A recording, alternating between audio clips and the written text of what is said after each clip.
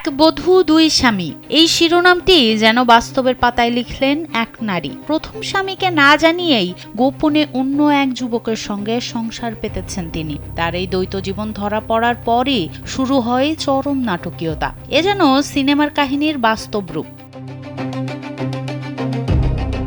এনজিওতে চাকরির কথা বলে গ্রামে গিয়ে স্বামীর সঙ্গে আইনি বিচ্ছেদ বা তালাকের কোনো পদক্ষেপ না নিয়েই ওই নারী ইলিয়াস গাজী নামে এক যুবকের সঙ্গে অবৈধভাবে বসবাস শুরু করেন। চলতে থাকে তাদের গোপন দাম্পত্য। কিন্তু এই গোপন অধ্যায়ের শেষ রক্ষা হলো না। প্রথম স্বামীর কাছে হাতে নাতে ধরা পড়ে গেল তার এই প্রতারণা।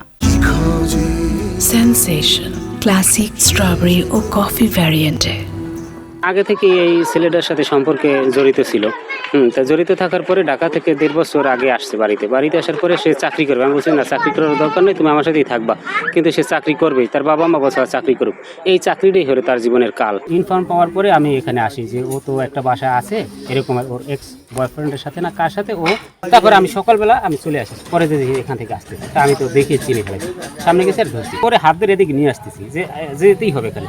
যেতে যেতে দেখি যে ওই যে ওর এক্স বয়ফ্রেন্ড, নাম হলো ইলিয়াস, ও ওই যে বের হয়েছে। ঘটনাটি ঘটেছে বরিশাল নগরীর পলাশপুর এলাকায়। পটুয়াখালীর বাউফল উপজেলার বাসিন্দা মেজবাহ উদ্দিনের সঙ্গে তোমার বিয়ে হয়েছিল।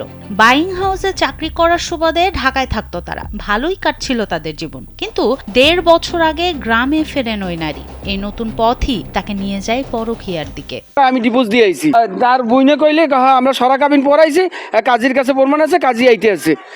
এর মধ্যে পোলা মানে জটলা পাইছে যে হ্যাঁ আমাকে ডকুমেন্টস দেন। আর ওই লোকটা করতেছে আমার স্ত্রী আইসার, উনি এই মহিলা কইতেছে আমি ডিভোর্স দিছি, ডিভোর্স পাইবে রাতে একটু সময় লাগবে। মানে মেয়েগুলোকে যা আছে পুরুষের লোকে তো তা নাই। আর আমরা মেয়েরা হচ্ছে কুকুরের জাত, মানে ছেলেরা হচ্ছে কুকুরের জাত। তাই বাড়িওয়ালা হয়েছে এই অবস্থা, যার জন্য মানে কেউই সামনে আইতে চায় না। এই বাড়িওয়ালা ধরা খাইছে।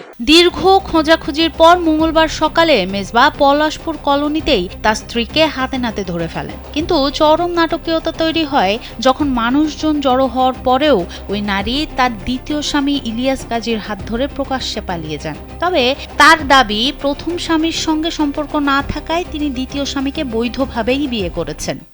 রুমে আসলাম, তো জিজ্ঞেস করলাম কিভাবে তোমরা কি বিয়ে করছো? বিয়ে না করলে আমরা থাকি কিভাবে? তাহলে আমাকে ডিভোর্স করে নাই তো বিয়ে করে লাগবে।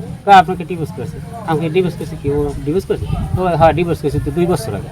তো আমার 2 বছর আগে তুমি ডিভোর্স করলে আমাকে, আমার কাছ থেকে টাকা পয়সা নিচ্ছ, আবার এর ভিতরে মাঝে মাঝে 6 মাস 1 বছর বা 1-2 মাস পরে একটু দেখা হয়।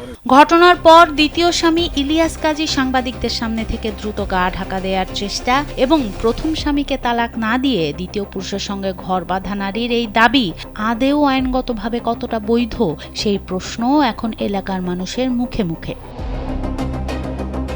সনম সিদ্দিকী, কালবেলা।